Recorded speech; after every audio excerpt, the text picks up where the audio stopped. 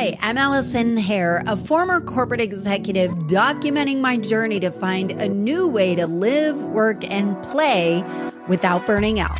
Welcome to the Late Learner Podcast, where we explore fresh, modern, and proven approaches to break down old, deeply embedded ideologies and create new ones that just work better for you.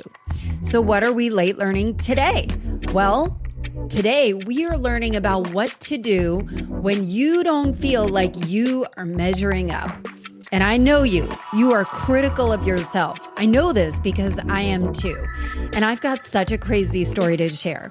So I was at a party recently and I was introduced to someone new.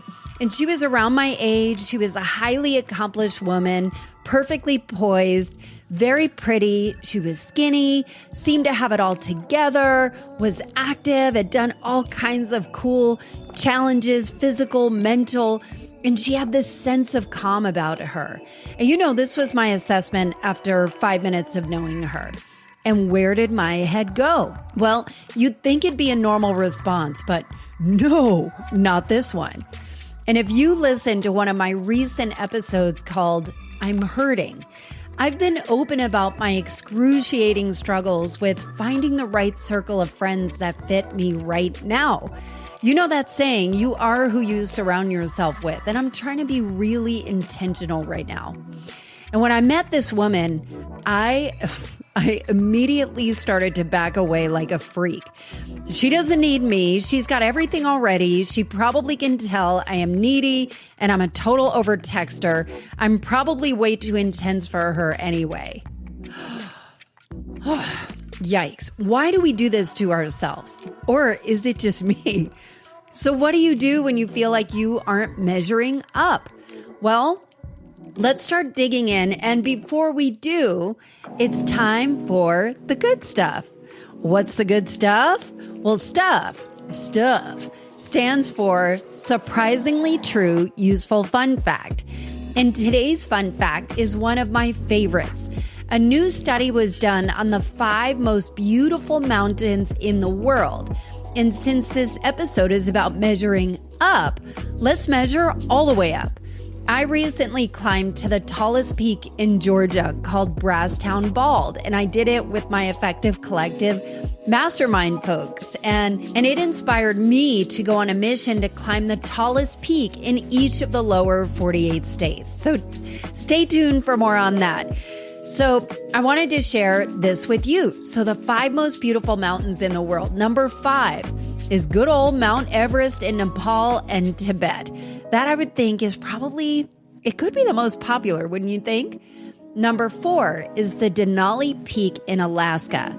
It's over 20,000 feet and the only one on this list in the US.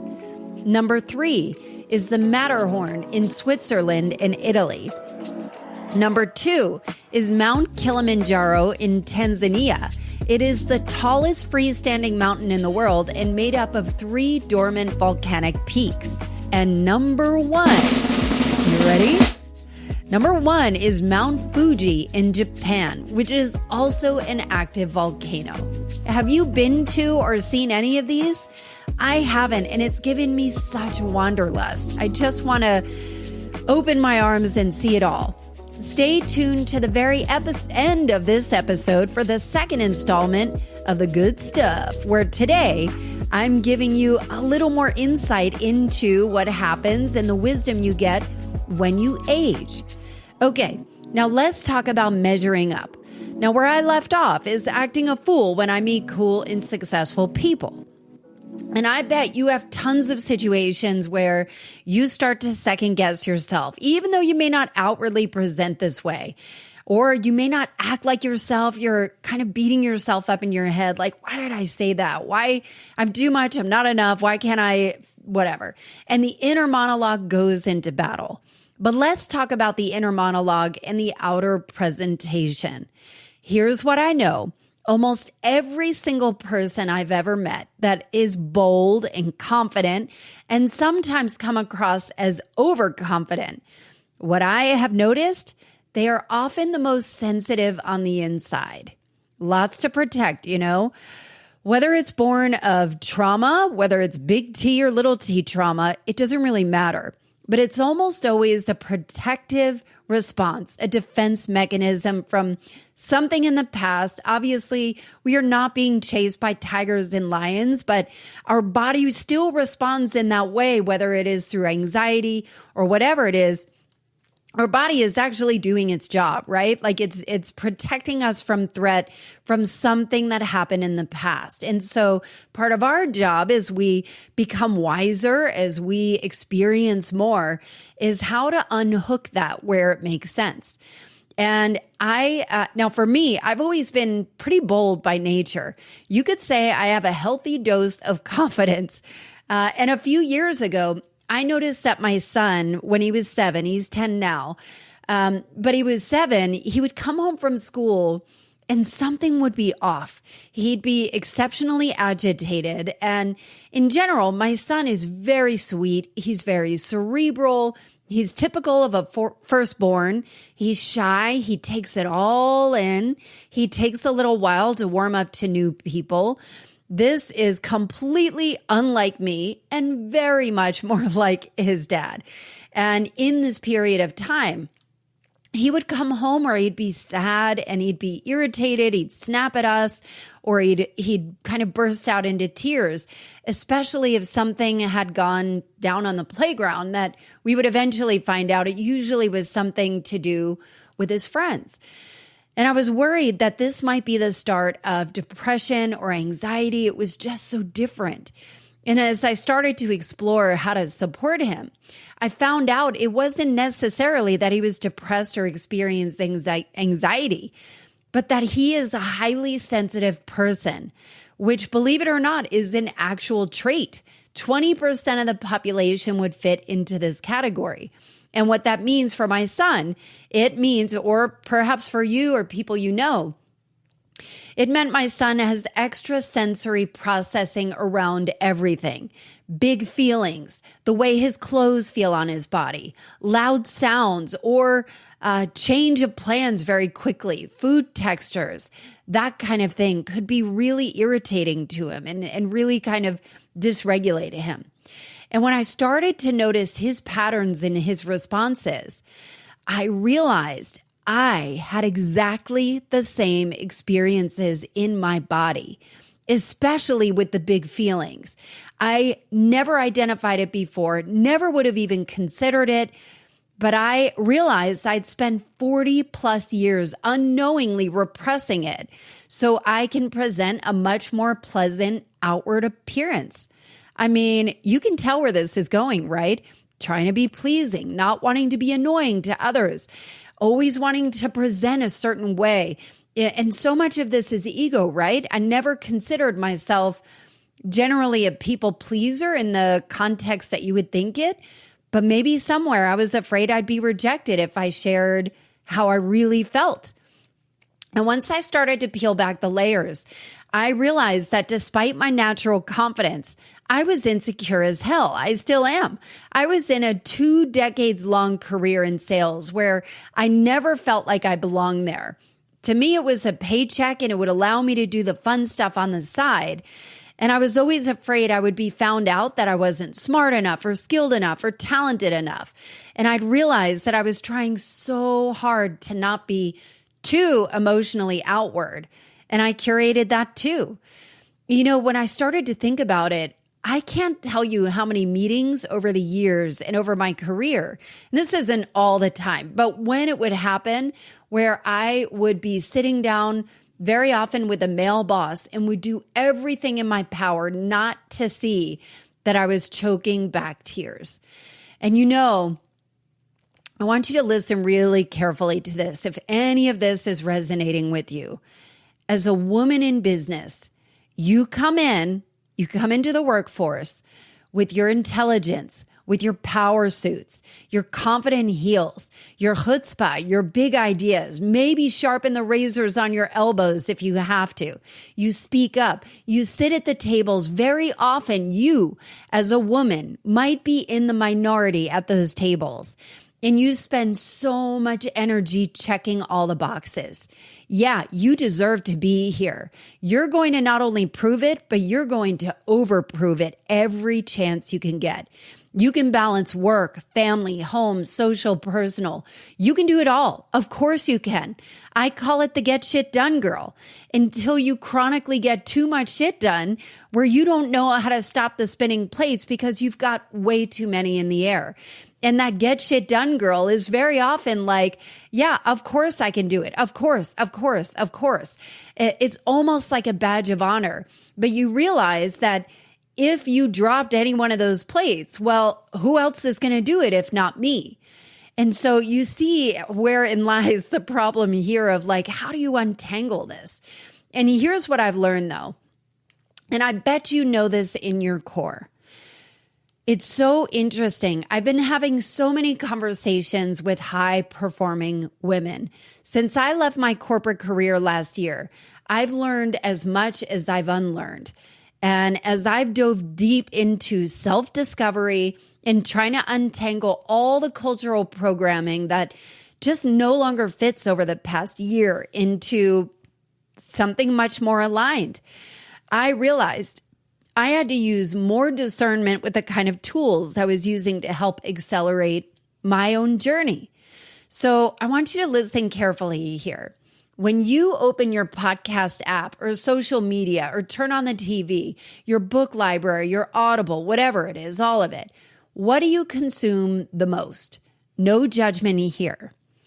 Is it predominantly memes? They often can serve a purpose, really. They are, in so many cases, and especially in the pandemic, God, they were a lifeline, right? But are you consuming the news? Is it celebrity gossip? Is it the holistic psychologist on Instagram? Are you going down that rabbit hole? Is it personal development and self-help? I would invite you to do an audit on it all. Take a good hard look at what you're consuming. Again, with no judgment, just noticing. And when I looked at my podcast app and scrolled through the new episodes that, had just downloaded, almost every title was how to fix or how to get better at or stop doing blank or how to hack whatever. And I noticed something. As I would listen to some of these shows, huge shows like Glennon Doyle's and Mel Robbins, I noticed that these topics were all of a sudden inventing insecurities I didn't even know I had. And keep in mind, personally, I think Glennon Doyle and Mel Robbins have incredible podcasts. This is not a knock on them, but it was a knock on my door to be more mindful of what I was consuming. I had to unfollow some shows that just weren't helping. It almost is like that how to, that fix this, that you're broken. It almost is like a way to keep people sick, thinking or convincing them that they had a problem when maybe they're not even broken.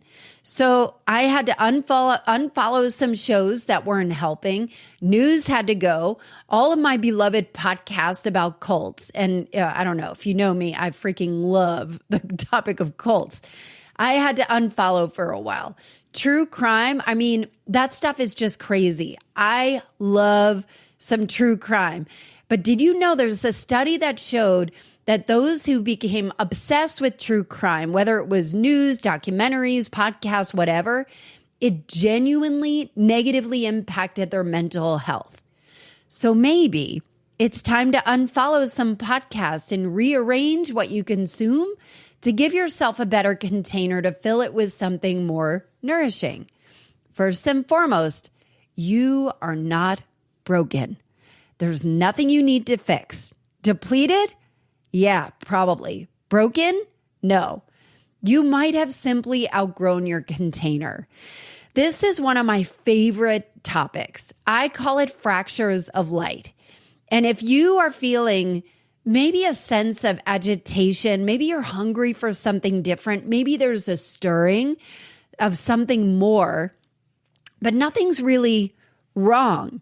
You may have what you need, but something is going on where you're like, God, is something, why don't I feel settled? Why don't I feel settled? And maybe you've just outgrown where you were, like an egg that's cracking. The fractures of light are that light that's peeking through, that's leading you to somewhere new, somewhere with potential for your growth.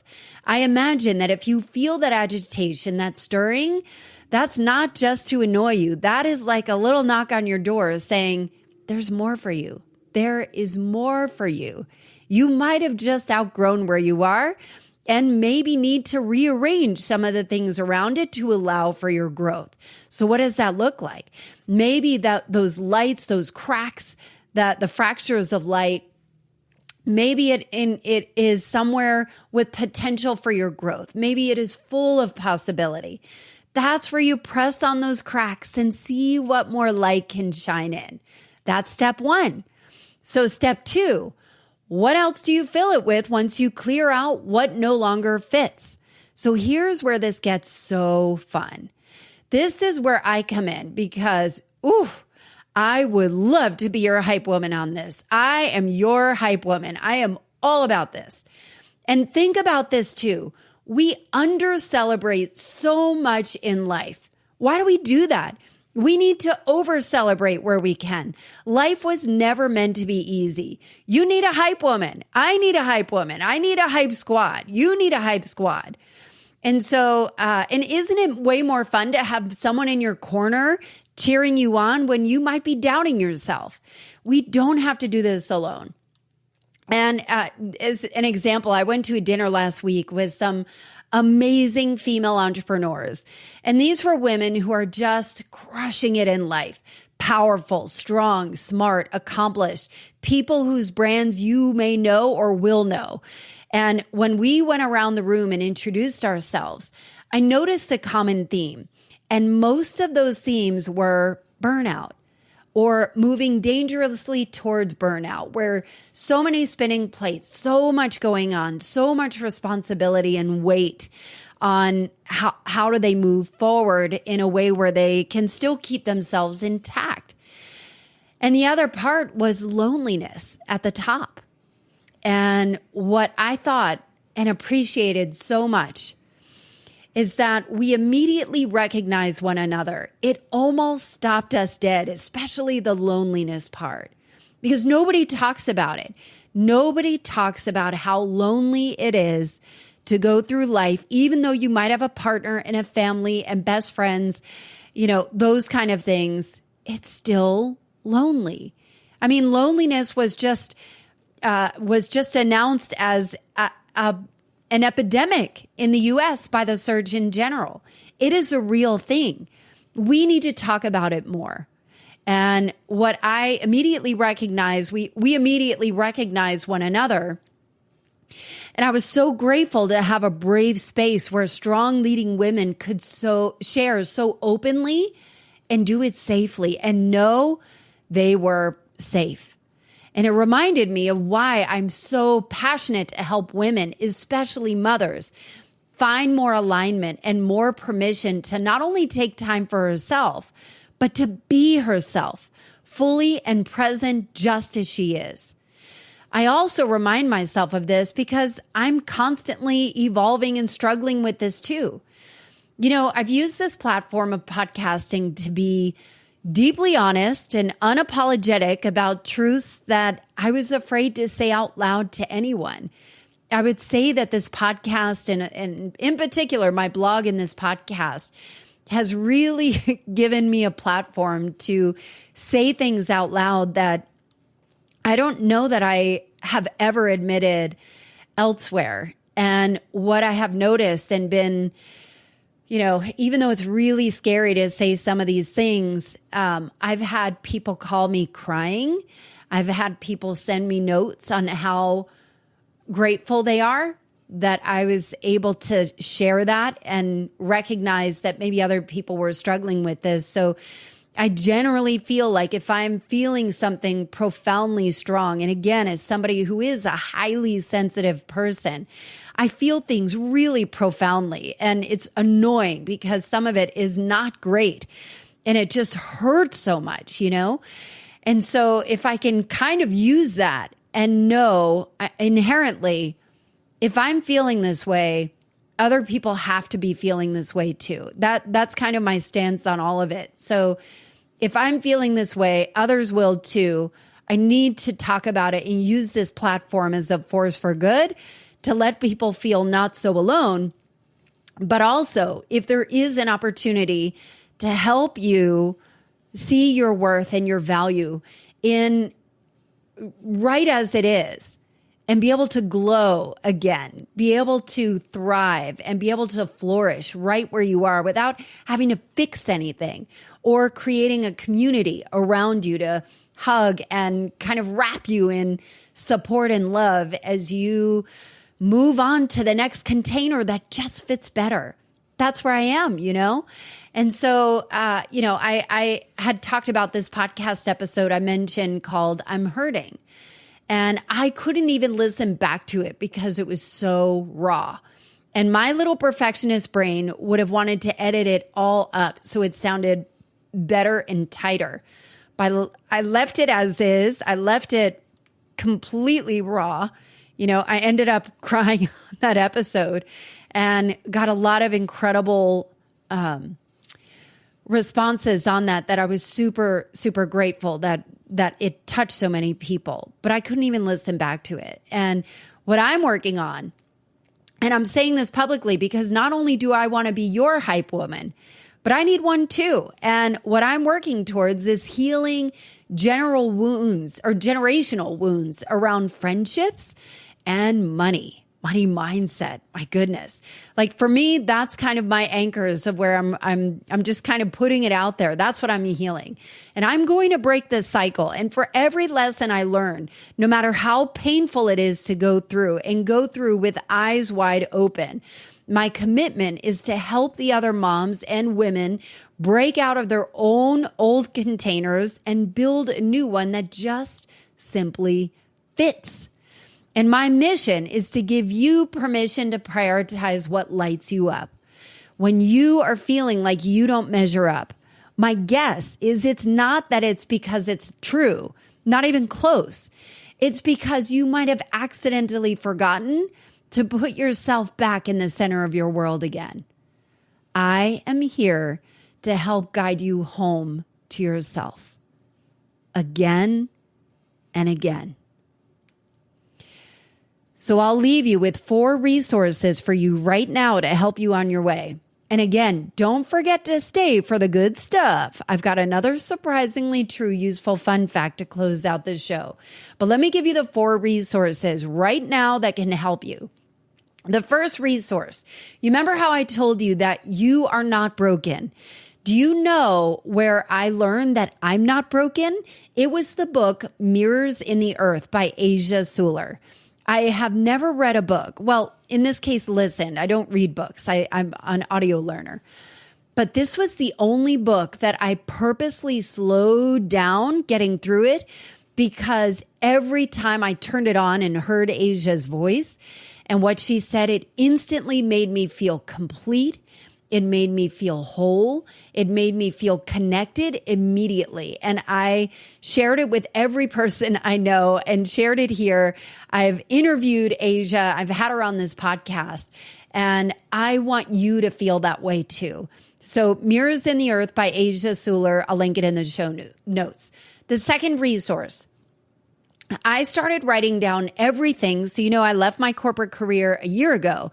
And over that past year, I have been on a mission to live, work, and play in full alignment. And I started writing down everything I've learned and unlearned to find more alignment over the past year. And I've come up with some really non-obvious but super effective frameworks that I wanted to share with you totally for free.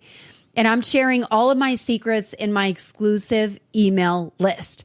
So if you're on it already, make sure you open and read them and follow the prompts and the invitations. They will change your life. And they're short and they're succinct.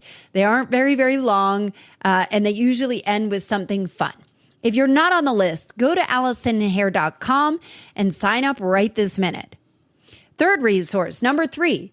This I'm so excited about. If you are feeling like you could use some support in breaking out of an overscheduled routine or would love to test your own abilities to try something new and see what's out there, see what possibilities are available. I'm doing a totally free, no cost to you, a bold challenge. You can go from over-functioning to audaciously aligned. Yes, I'm serious. 4 days. It's only 4 days.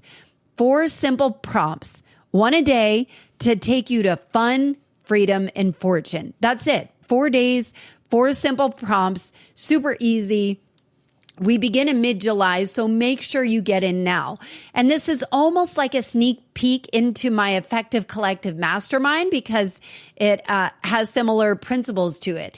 And my mastermind has powerful results within the first week. So this gives you an opportunity to get the benefits of the mastermind and see what it's like working with me for free, but also get those benefits. So if you're interested in the bold challenge, and if you aren't, you might want to screw your head on back, but go to AllisonHare.com/bold.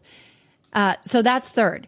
And the final resource for now, I've put together a hand-picked collective of high-performing moms for that mastermind called the Effective Collective, where we specifically improve restoring 3 things, 3 main areas: your energy, your time, and deepening the relationships that mean the most to you.